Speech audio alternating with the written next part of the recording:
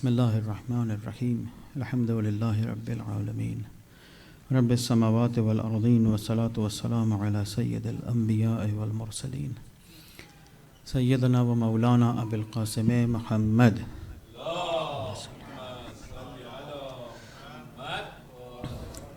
والصلاة والسلام على أهل بيته الطيبين الطاهرين المعصومين سيما مولانا بقية الله في الأرضين روحي وأرواح العالمين له الفداء إن شاء الله.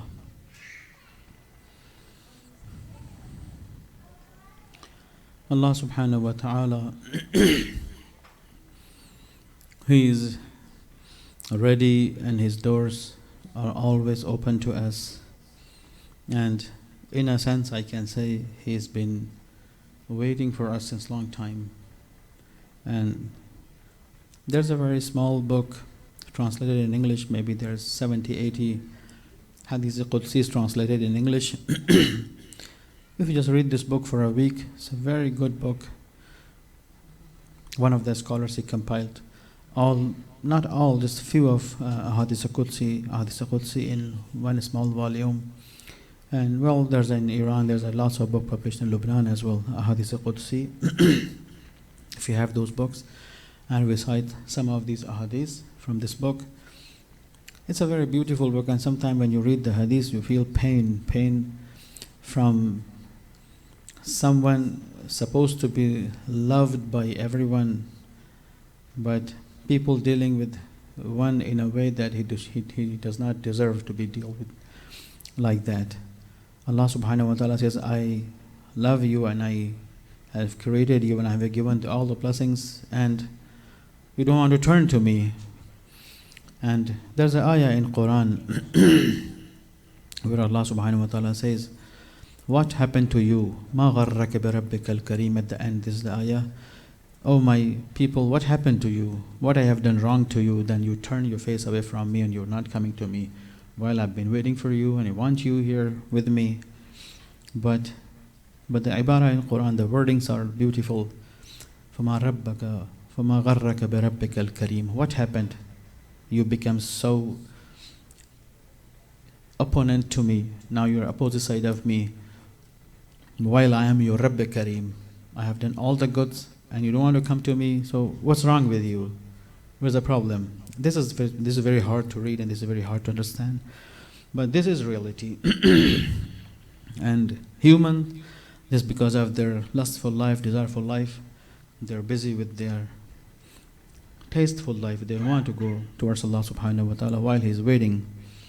In Surah Nisa, ayah number 64, Allah subhanahu wa ta'ala says, وَمَا أَرْسَلْنَا مِن رَسُولٍ إِلَّا لِيُطَاعَ بِإِذْنِ اللَّهِ. I have never sent the Prophet unless you are going to follow him. You people are going to follow him, and he has to be followed by you people. And that is the order of Allah subhanahu wa ta'ala. And this is the permission of Allah that you are allowed to follow the prophets, because the prophets, they are not like politicians. Politicians make you follower to follow them. Full stop. But prophets wants you to follow them, and they're going to make themselves as a bridge, and they're going to take you towards Allah subhanahu wa ta'ala. So they don't want the following of you people for themselves, for the sake of themselves. No, they just want us to follow them because they want to take us towards Allah subhanahu wa ta'ala. And this is the difference, this is the main difference. وَمَا أَرْسَلْنَا مِن رَسُولٍ إِلَّا لِيُطَاعَ بِإِذْنِ اللَّهِ. Except you have to follow him. And this is the permission of Allah subhanahu wa ta'ala. وَلَوْ أَنَّهُمْ إِذْ ظَلَمُوا أَنفُسَهُمْ جَاءُوكَ فَاسْتَغْفَرُوا اللَّهِ وَاسْتَغْفَرَ لَهُمُ الرَّسُولُ لَوَجَدُوا اللَّهَ تَوَّابًا رَحِيمًا. But there are people, they deny the offer, the invitation of the apostles, and they say, no, we're not going to follow you, we're not going to send you. Well, when they deny what's going to happen, they are going to do dhulm. Well, in our own language, our imagination is dhulm means if I do zulm on someone else, this is zulm. But if I'm not, there's a point, and we hear many times, especially in Western countries in America. Now it's like where everywhere you listen to these things. People say, I'm a very good person. I don't cheat, I don't hurt others. I don't do these negatives, these bad things. So I don't care. I'm not religious, but I'm not a bad person as well. Well, I understand you are not religious, but you are a bad person. So basically they're trying to say, I am not bad person, so I don't need religion. So the question is religion for the bad people? If you are not bad person, you don't need religion, so then religion is for who? For bad people? Some people, they claim it. They say, people, they make mistakes, they do sin, and then at the end they want to go to masjid and church and temple and this and that because they want to clean their account. Well, no, this is not the true answer. Religion has three basic things. Religion is going to fix my relationship with my Creator, A. Religion is going to fix my relationship with my community, my society, my family, with others, B. And the option C is religion is going to fix my relationship with myself, with my own. If you don't hurt others, you don't bother others, you don't teach others, you don't kill others, yes, good. But you might still killing yourself. You're hurting yourself. Quran says, لَوْ أَنَّهُمْ إِذْ ظَلَمُوا أَنفُسَهُمْ. Well, some of them, they have done dhulm, and some of them, they are not going to accept maybe sometimes they want to accept your invitation. And some of them, they already have done lots of zulm, and now they want to come and they want to become mu'min on the hand of you prophets. Accept them.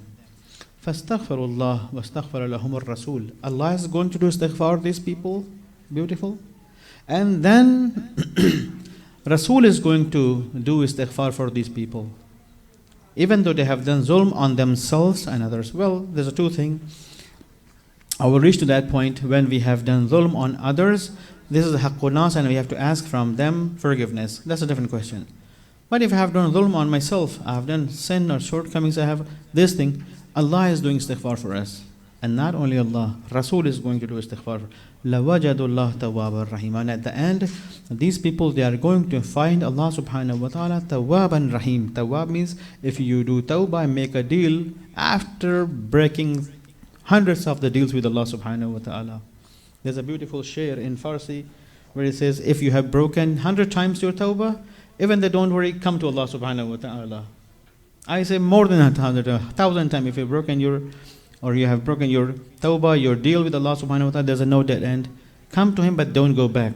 Because according to Rawayat, when we do tawbah, this is istighfar and this is tawbah, when we make a deal with Allah subhanahu wa ta'ala. And when we don't go back to the sin, that is shifa. You're permanently treated. So you're all done and safe. Here Allah says, then Allah is going to do istighfar for them and Rasul is going to istighfar for them. And at the end, they are going to face Allah subhanahu wa ta'ala. لَوَجَدُ اللَّهَ تَوَّابًا رَحِيمًا. The one who always accepts tawbah, and He is very merciful. Rahim is He do rahmah, mercy, at most on you people, on us.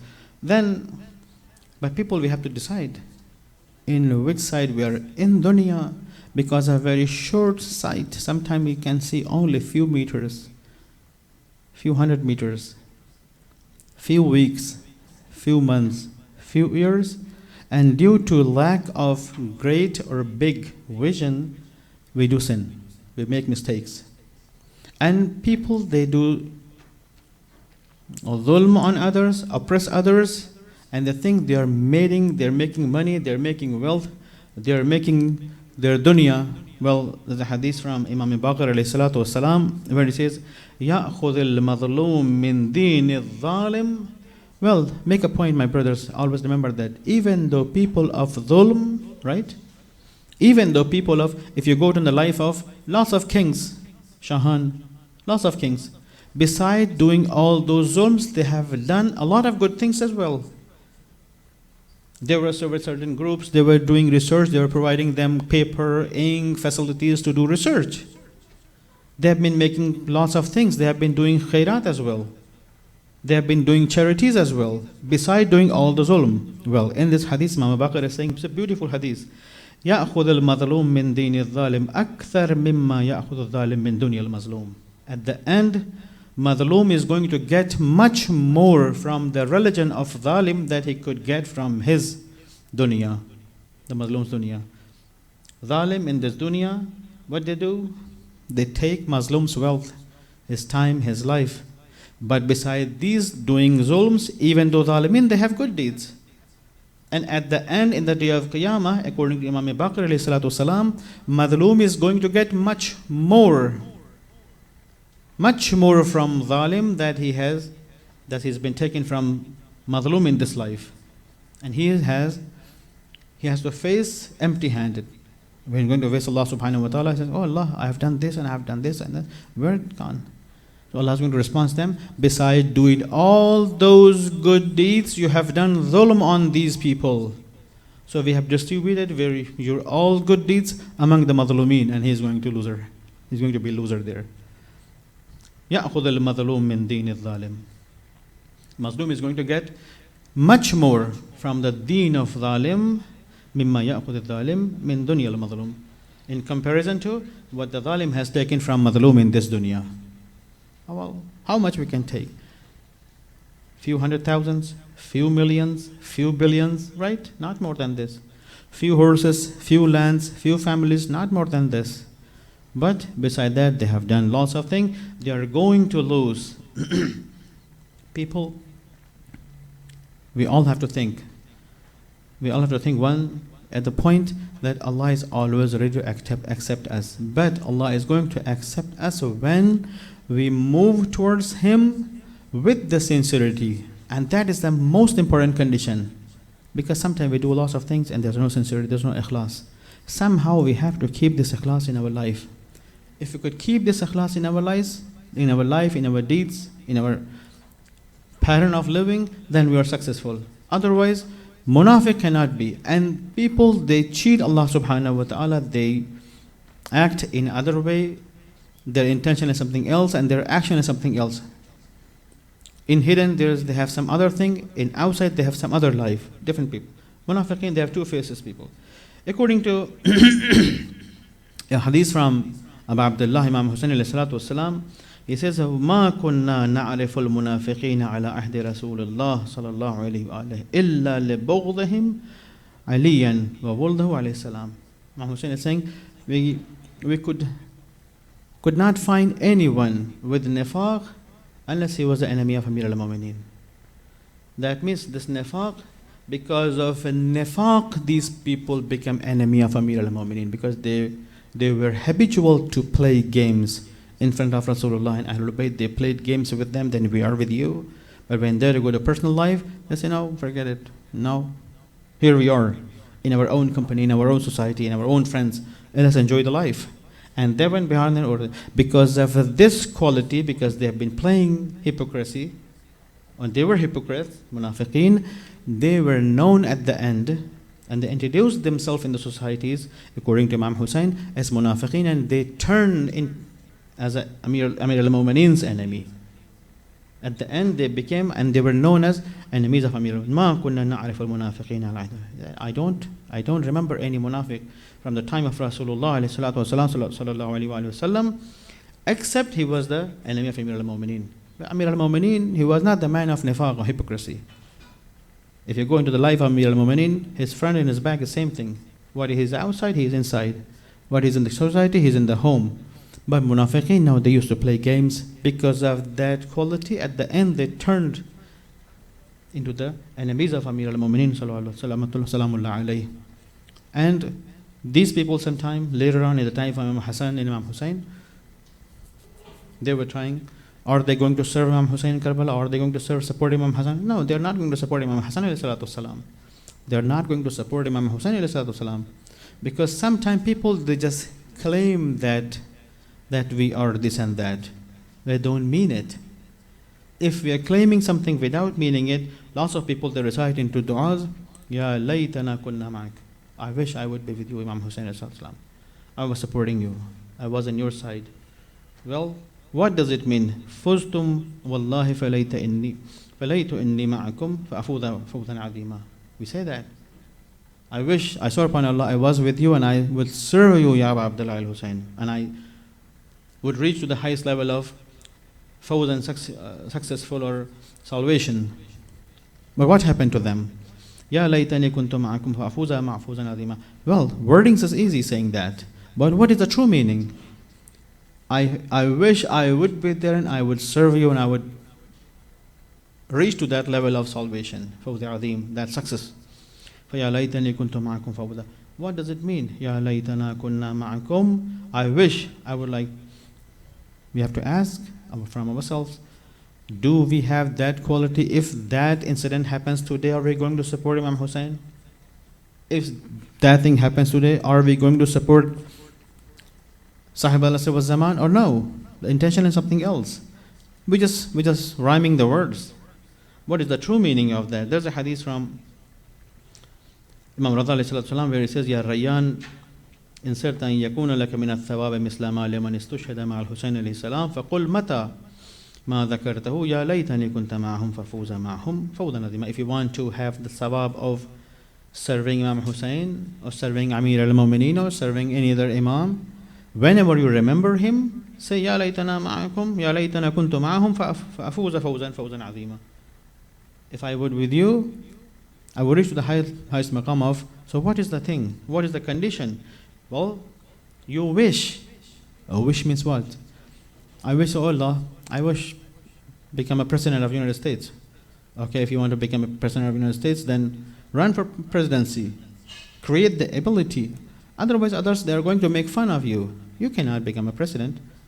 If you want to become a world's most popular businessman, most wealthiest businessman, then why are you sitting in home? Go and work hard. If you keep claiming that I want to become the world's best businessman and you're doing nothing, so everybody is going to make fun of you. Who are you? Why you keep saying that? But if you have done your base work, if you're done with the base job and you're at the top, now you're about to finalize your goal. You're very close to your goal. And then you say, I want to become the most wealthiest businessman. I want to become the most knowledgeable scientist. I want to become the most specialist doctor. Because your base work is done. Now you're on the top. And there's 1 or 2 or 3 steps remaining. So you say, oh, I'm very close and I want to become like that. Then go ahead. It makes sense because you are on the top. But if I'm very low level and I've done nothing and I'm saying I want to become this and that, doesn't make sense. Doesn't make sense. You're making fun of yourself. Imam is saying here, Imam Rada alayhi salatu wasalam, Imam Rada is saying, then make yourself ready. Create all the base. Make all the base. When you are done with everything and you're very close to your goal, then ask from Allah subhanahu wa ta'ala, Allah, I want this. Now I want this. And at this level, you have to beat others. Go ahead. Then you can say, Ya laytani kunta ma'ahum fa'afuza ma'ahum fawzan azima. I wish I was there and I was serving Imam Hussein because I am done. My base is done. We have to create that talent. We have to create that potential. Otherwise, if we are not creating that potential, I just discuss all these things to bring you on a point. And that point is when we keep saying that, I wish I would be there and I would serve you, Abu Abdullah al-Hussein. What happened in the night of Karbala? At the last moment, Imam turned the lights off, turned the candles off, and he said, if you want to leave, you can leave. If you read the khutbah of Imam Hussein and the talks of Ashab Laylat al-Ashura, Shab Ashur, there's hundreds of beautiful points, very, very subtle, latif, beautiful points. One of the point Imam said to them, oh my friends, oh my people, if you have haqqun nas on your neck, leave me. Hussein doesn't need your help. Go and finish your job. Get your job done. You have to go back and you have to pay. If you get killed tomorrow, if you get shaheed tomorrow here, it's not going to work with you because you have haqqun nas. Very simple thing. When we say Ya laytana kuntu ma'akum fa'afuda ma'akum means make the base, reach to the highest level, and now you're just a step or 2 or 3 steps behind, and you say now I want to become like this because base is done. Imam saying if you have haqqun nas on your neck, your base is not done. Leave me. And some of them left. One of the ashab told Imam Hussein, when I was coming to you, I told my wife I told my wife, she's going to pay my debts. Imam said, no, no wife is going to pay your debts. You have to go and do it by yourself. If we have haqqul nas, even though we cannot go close to Imam, how are we going to serve Imam? This is the point here. Well, different opinions here. Imam said at the end, you want to see your akhirah, you want to see your Jannah, you want to see tomorrow your place in Jannah, you want to see what you're going to see in Jannah. Everybody says, yes, yes, let's go and see. When Imam Hussein at the end turned to Abul Fazl Abbas, at the very last, he said, Abbas, my brother, do you want to see your future? Abul Fazl Abbas, he answered, very beautiful. Beautiful. He said, yeah, Abu Abdullah, I know my brother. My Jannah is the place where you are. That's it. I don't want to see my Jannah. If you are there, that is my Jannah. So at the end, when these people, they made their base, and now they're playing on the top. They're just a step behind, or 2 steps behind, or 3 steps behind, and there they're talking about these things. It's all due to love. It's all due to respect. Then Allah is ready to accept. Allah is ready to accept from us everything we do, but it's all in our hand. We have to decide what we are going to deal with Allah subhanahu wa ta'ala. If we don't want to break our deals with Allah, He is never going to break the deal. There's an ayah in Quran, لو أن أهلكناهم بعذاب من قبله لقالوا ربنا لولا أرسلت إلينا رسولا. People of hellfire, they're going to tell Allah subhanahu wa ta'ala, Allah says here, if I would kill them before sending anbiya to them, before sending apostles, messengers to them, if I would kill them and I would punish them and I would give them adhab, they would ask me, oh Allah, why you doing this to me? You had never sent Nabi to me. Allah is not going to punish us without proving His goal, His mission. First, He is going to prove that with the deed of Nabi, with the deed of Rasul, with the message of Rasul, with the book He is sending with Rasulullah. وَلَوْ أَنَّ أَهْلَكْنَاهُمْ بِعَذَابٍ مِّن قَبْلِهِ لَقَالُوا رَبَّنَا. They would say, Ya Allah, لَوْلَا أَرْسَلْتَ إِلَيْنَا رَسُولًا. Why you didn't send us Rasul? Now you're giving us adhab in the day of Qiyamah. I don't send us Rasul? No, I send you Rasul. And I send the books with them. فَنَتَّبِعْ ayatik. If you would send Rasul to us, Nabi to us, then we would follow him. If Allah does not or had not sent Anbiya, these people would say this. And then Allah said, no, I already sent Nabi to you. I already sent Rasul to you. And I already sent mu'jizat, miracles to you. And I already sent book of godly values with the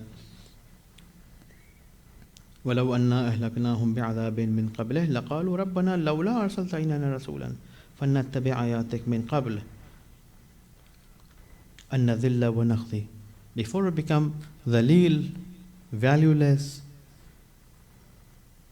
we go astray. Before this, why didn't send us Nabi to us? So He sent Nabi. There's a beautiful few words at the end. Amir al-Mu'minin describes in few sentences what is the philosophy behind Anbiya alayhimu salatu salam, why Allah sent Anbiya, and what was the goal. In one hadith, Imam Ali is saying, well, we have a deal with Allah subhanahu wa ta'ala. We have a deal, inshallah. If I remember, tomorrow I'll bring the letter of Imam Hassan Askari alayhi salatu salam to the father of Shaykh Saduq Rizwanullah alayhi. And in this small letter, in like 7, 8, 10 lines, Imam describes his message not only for the father of Shaykh Saduq Rizwanullah alayhi, to all Shia. And the same Imam says, this letter is not only for my all Shia in the future, the coming, after 1,400 years, 500 years after. This is the message for all my Shia. It's a very beautiful letter, where Imam calling the father of Saduq as Ya Shaykhi wa Mu'tamadi. How beautiful. Imam Ma'asum is calling a non-Ma'asum, Ya Shaykhi, oh my Shaykh, Ya Mu'tamadi, oh the one I trust on you. How beautiful is that? Imam is calling a non-Ma'asum as Shaykhi wa Faqihi wa Mu'tamadi. This is the great. Some people can go close in this level to Allah subhanahu wa ta'ala. Amir al-Mu'minin is saying, why Rasulullah and all Anbiya came to this? Number one, they wanted to re-establish this relationship, because due to forgiveness or due to lack of intellect or due to our worldly desires, sometimes we forget this relationship that I have a deal with Allah subhanahu wa ta'ala. لِيَسْتَعَدُوهُمْ مِيثَاقَ فِطْرَتِهِ. Because Anbiya, they wanted to regenerate this mithaq, this deal with Allah subhanahu wa ta'ala. Well, according to Quran, we have made this deal with Allah subhanahu wa ta'ala in the day of Alast. In that time, whatever it is. But that proves by nature we want to follow the God. By nature. But due to the busy, lustful or desireful life, we say, just forget it. Now enjoy the life, and then tomorrow, and then tomorrow, and then tomorrow, and then tomorrow. And all of a sudden they're gone, time is over, and these people are dead. And at the last moment they are not going to get any chance for being mu'min again. So this is the goal. Anbiya came to this to remind us. We have a deal and we have to keep this deal with Allah subhanahu wa ta'ala. In another sentence, all our ni'mat is from Allah subhanahu wa ta'ala, blessings, and we forget sometime. Anbiya came to us, وَيُذَكِّرُوهُمْ مَنْسِيَ نِعْمَتِهِ. Anbiya came to remind us that my brother, my friend, my community, my people, don't forget that this intellect, this beauty, this smartness, this land, this husband, this wife, this children, and not this big things, all these, every single thing, it's all blessed by Allah subhanahu wa ta'ala. So it's a reminder. They come to remind us that everything is from Allah subhanahu wa ta'ala. This is another goal from وَيَحْتَجُّ عَلَيْهِمْ بِالتَّبْلِيغِ. Well, بِالتَّبْلِيغ, when they guide us, when they talk to us, when they translate the message of Allah to us, based on these messages, they are going to say in the day of judgment, oh Allah, in, let's say, Ramadan of 2019, I was there and I talked to them and I convinced them, and they became convinced, they were convinced with me, but they forget, they change their way. But I could convince them. I did tabligh to them. I did pass the message to them. I did give this book to them, book of Allah. But at the end they decide. So at the end this is going to be our decision. And Allah is doing His duty in a well way, in a best way. There's a nothing hidden. The last point for today, according to Amir al-Mu'mineen Ali ibn Abi Talib in Nahj al-Balagha, where he says, وَيُثِيرُ لَهُمْ دَفَائِنَ الْعُقُولِ. Sometimes we don't want to use our intellect. We're just using our part of our intellect for making this worldly life.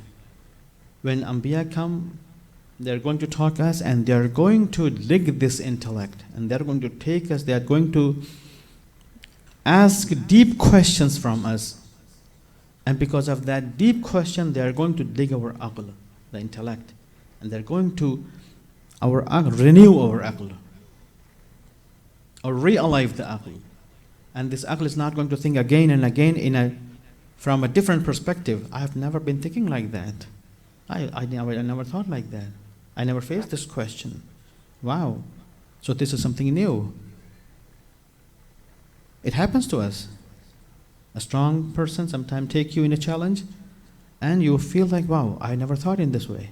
Anbiya, when come to this life, they're going to dig this intellect. They're going to refresh this intellect, and then we are going to start from again. Well, at the end, time is almost gone. Decision is from us. Allah, He already had made His decision, and there's no loop in His decision. There's no mistake. His plan is the best plan. His work is the best work. It is us, we have to decide, oh Allah, we want this ma'rifah, we want this tawbah, we want this istighfar, we want to reestablish this connection, this relationship, and then the rest He will manage, inshallah ta'ala.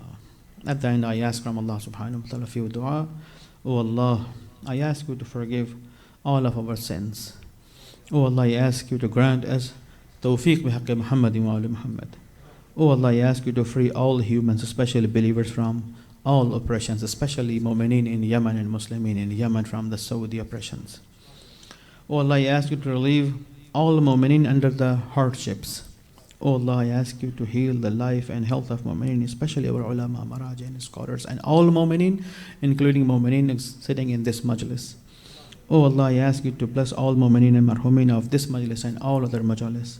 O Allah, I ask you to return of our Imam and enable us to serve our Imam in a best possible way. Bin Nabiyyi wa alihi wa rahimallahu man yaqra'u al-Fatiha ma'a salawat. Allahumma salli ala Muhammad wa ali Muhammad.